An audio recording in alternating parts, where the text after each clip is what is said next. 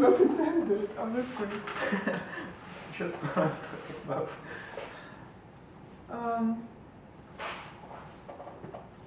Okay, so except missing home, can you tell us if you miss shit? Cut. Wait. But even though you miss home so much, and we all miss home, right? The opportunity we have studying with 6 different nationalities is definitely worth the sacrifice. Can you tell us more about your experience learning, studying, and living in such a multicultural city as Rotterdam? Yes, obviously, and I think it was very difficult to get into very multinational companies, to people from France, Germany, Italy, or any other country in one place. It was very difficult to speak one language with them, talking abstract. Secondly, I've never encountered as many different cultures in one place as here, and I grasped a lot of insight into countries I've never been to, and now I will be more confident when going to travel there. So I can generally evaluate my experience as very positive. However, it's never easy in the beginning. You just have to wait, and you have to broaden your mind, and you have to maybe do some reading to understand what to talk about people. Yeah. Check the taboo topics, for example. I've never really thought about what are taboo topics of other people in different countries. Well, now I know. Yeah, actually interacting with so many people around the world, it is a great experience. However, I feel like we overestimate it, because when we had this course, cross-cultural management, right, with Dr. Essers, it was an amazing course in which we studied so much. We focused on the quantitative side of cross-cultural management and not only on the qualitative side, which was amazing. So we could basically compare two different cultures and different variables and different characteristics, and it was amazing. And I feel like you mentioned something about speaking about taboos and how important certain topics are for some countries and are irrelevant for others. For instance, talking about money, we're talking about religion, you know. So yeah, it is. You're right. It is an important thing we should consider. So, do you feel like you had other courses besides cross-cultural management that really shaped you as a future entrepreneur, maybe manager, or maybe financial analyst? I think that such course as strategic business plan was very helpful, because this is where you actually go in the field, you go to the battle. The course asks you to find a real company out there in the world and do the strategic business plan for them. And I think I won't be wrong if I said that probably most of the students just spend their weeks calling different companies and hearing no's, no's, and no's. And I think this subject taught me how really to communicate in this area of corporate stuff and business, how to not break down from hearing thousands of no's, how to be persistent and get what you want. Because honestly, we had a very concrete set of questions that we had to ask the official from this company. However, not often they were willing to give us this information. So again, it was very difficult to get what you wanted. And it was an amazing experience, real life experience, and I'm very thankful for this. Yeah, plus especially because we were first year students. Yeah. It was so difficult to convince someone that you are worthy of their time, because obviously these are business people. They have a job. They don't have enough time for some student from IBA who's first year to basically help them in building a strategic business plan. So indeed, yeah, it was a tough one. Okay, so enough about academic life. Tell us more about your lifestyle in Rotterdam. What do you like? What don't you like? I'm really amazed with the traveling opportunities that Rotterdam gives me, and I find out that it's very cheap to go to other countries as well. For example, If you do some research, you could easily find a flight ticket for below 50 euros, and that's really what I'm trying to take advantage of, seeing the world, seeing the new countries.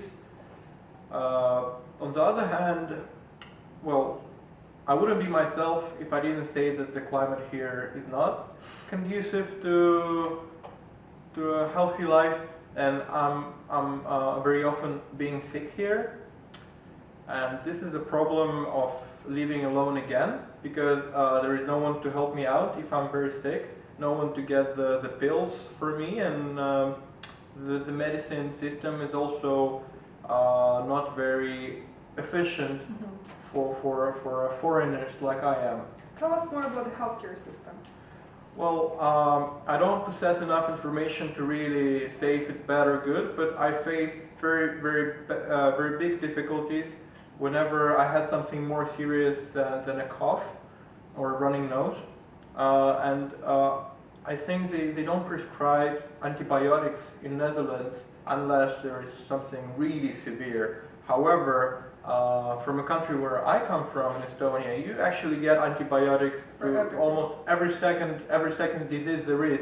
So once I realized I won't have antibiotics today, I faced the question, well, what am I doing now? And it was very difficult to see new ways how to cure. And also, it's very difficult to study and try to cure in the same time. So obviously, I fell quite behind the course when I was sick.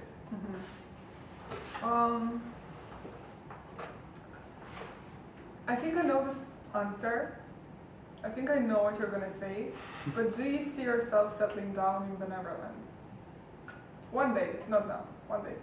Obviously, why not? I think that's the answer I would give to almost every question. I really like the job opportunities that they offer. And of course, if I'm good enough to see a position that I'm interested to, let's say, why not settle for 5 or 10 years? I started a Dutch A1 course last year, and it was very interesting and helpful. Erasmus University offered me all the facilities, so why not continuing studying Dutch, getting to know their traditions, watching their football team playing, and just working. I'd love to do that. A couple of questions ago, you mentioned that you're really interested in the western part of the world. Clearly, you're interested in the American market, in the North American market. Are you considering working in other markets? Do you have any interest in the Asian or maybe Sub-Saharan market? Well, this is also what I gained from the experience of studying here. I realized how difficult it is to get a job and how important it is to work where you like. So honestly, I would work in any part of the world where there is something to do that I like. And if they offer me the position I'm interested to, I would go even to the North Pole. Yeah, because we both know that business is arguably one of the most competitive spheres in the Netherlands. The government helps so much people who actually want to start a business, people who are entrepreneurs. For example, I was at the Chamber of Commerce a couple of weeks ago, and I opened my own business in 10 minutes. Wow. This happens so fast, and nothing stands in your way compared to my country where things are different, right? So I would think that this is a great opportunity to work here. My question is, America or the Netherlands? If you had a choice. I would say USA. USA. Why? Just a dream. And also because I've never been to USA. So as I said, it's very important to see how the country looks, maybe how the town itself looks before you're going to move in there. And maybe if I happen to travel there, I would change my answer. But as long as I don't have information, it's something very romantic in my mind. It's And the American dream. I want to go and find out. And it would be very disappointing if it was something completely different to what I think it is. Okay. And that's why I recommend each and every person to go and look out the places where you're considering to live in order to not find out yourself living in a place where you don't want to be. True. You know what? Let's go back to the student life. I want to ask you a question. So we both know that we've better quality of life, and the Netherlands is well known for its amazing healthcare system and the educational system. Everything is really good here.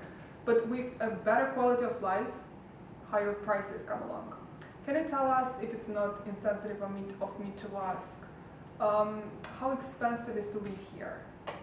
Oh, obviously, it is very expensive if you compare to all the world, I think. However, if you compare it to Europe, it's actually somewhere in the middle, especially to someone who has spent 4 years in Switzerland. Yeah.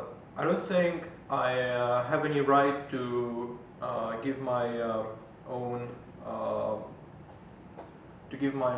expenses per month. Yeah, yeah. Clear. However, from what I've heard and what I've seen, I'd say they're from 1,000 to 1,000.5 euros per month, and this is obviously very expensive, and not a lot of people can afford it without working on taking a loan.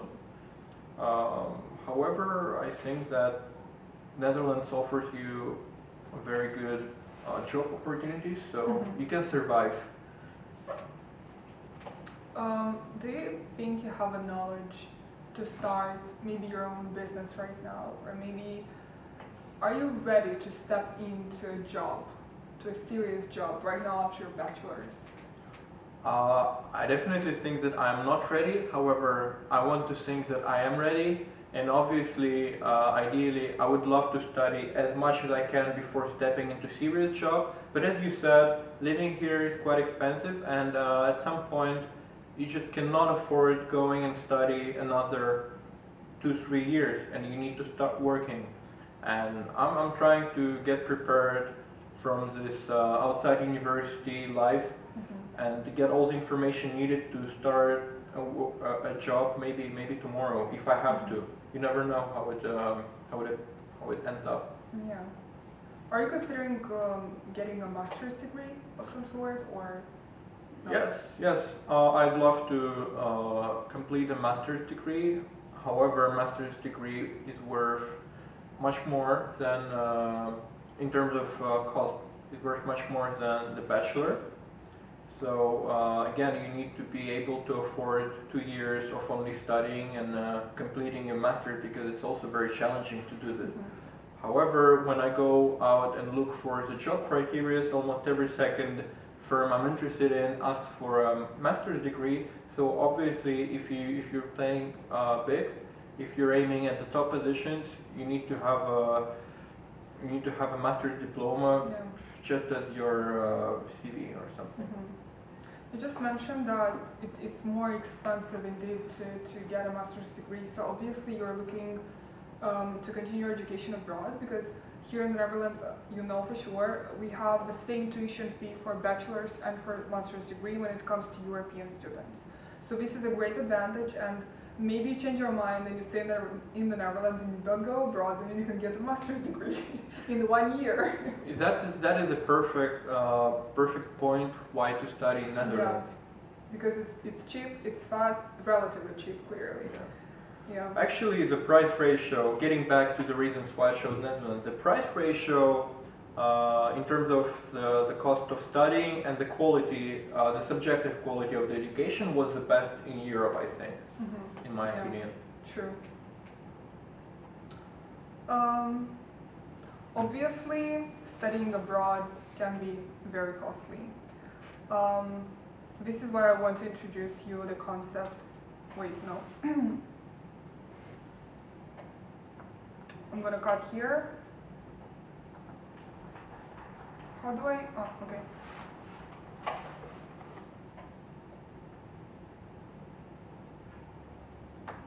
Okay.